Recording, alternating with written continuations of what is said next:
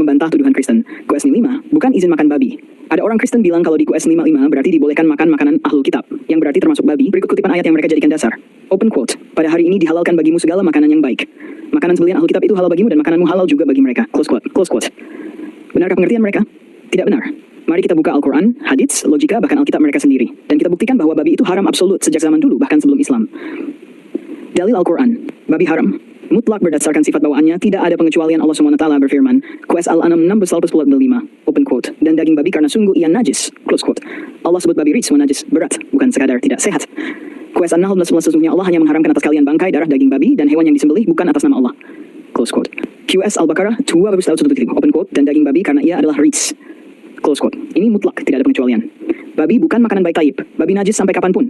Perhatikan kalimat awal tersebut. Yang di bold adalah kata tayyibat, makanan-makanan yang baik, hal-hal yang baik yang suci. At-tayyibat, al-tayyibat. Akar kata, makna, baik, suci, bersih, halal, layak dimakan. Dan ini pula yang menjadi pembatas, sehingga babi tidak termasuk. Karena babi disebut Allah sebagai rijis. Hadits Syahih, open quote, Allah mengharamkan kepada kalian bangkai, darah, daging babi. 2. Alkitab sendiri mengharamkan babi secara super jelas. Perjanjian Lama eksplisit melarang babi.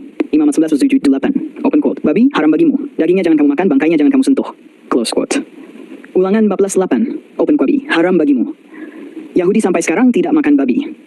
Bahkan memilih mati daripada makan daging babi seperti kisah 2b6-11, orang-orang Yahudi disiksa karena menolak makan babi. Jadi, jika babi halal, kenapa ahlul kitab paling tua tetap haramkan sampai hari ini? 3. Kristen modern halalkan babi tanpa satupun ayat eksplisit perjanjian baru. Tidak ada perintah eksplisit, babi sekarang halal. Silakan makan babi. Haramnya babi dihapus. Tidak ada. Kristen hanya memakai tafsir pribadi atas Markus 7:19 tentang makanan rohani, bukan babi. Konteksnya kritik Yesus terhadap Farisi soal cuci tangan ritual sebelum makan, bukan membahas hewan haram seperti babi dari Imamat 11. Kalimat semua makanan halal adalah tambahan penjelasan Markus, bukan kata Yesus langsung. Tafsir rohani, najis dari hati, bukan makanan fisik. Kisah Rasul 10 tentang manusia, bukan makanan. Visi ini simbol masuknya bangsa non-Yahud, bukan menghalalkan babi. Buktinya, Petrus berkata, aku tidak pernah memakan apa yang najis, dan tidak ada ayat Petrus makan babi setelah itu. Logika, kalau maksudnya babi halal, mengapa tidak sebut babi langsung? Perjanjian Lama tegas sekali menyebutnya. Jadi, kehalalan babi versi Kristen modern hasil penafsiran manusia. Islam justru konsisten dengan Taurat asli. Kesimpulan, tayyib makanan baik, babi bukan makanan baik. Babi disebut najis rijs oleh Allah, maka otomatis tidak termasuk makanan ahlul kitab. QS 53 menyebut babi tetap haram. Ayat 5 datang setelah ayat 3 yang bilang, open quote, diharamkan daging babi, close quote. Bagaimana mungkin ayat 5 menghalalkan sesuatu yang 2 ayat sebelumnya difirmankan sebagai haram total? 5. Apakah ahlul kitab menyebut nama Allah saat menyembelih? Ya, kitab mereka pun memerintahkannya. Imamat 1:5, penyembelihan dilakukan sebagai persembahan untuk Tuhan. Kemudian haruslah anak lembu itu disembelih di hadapan Tuhan.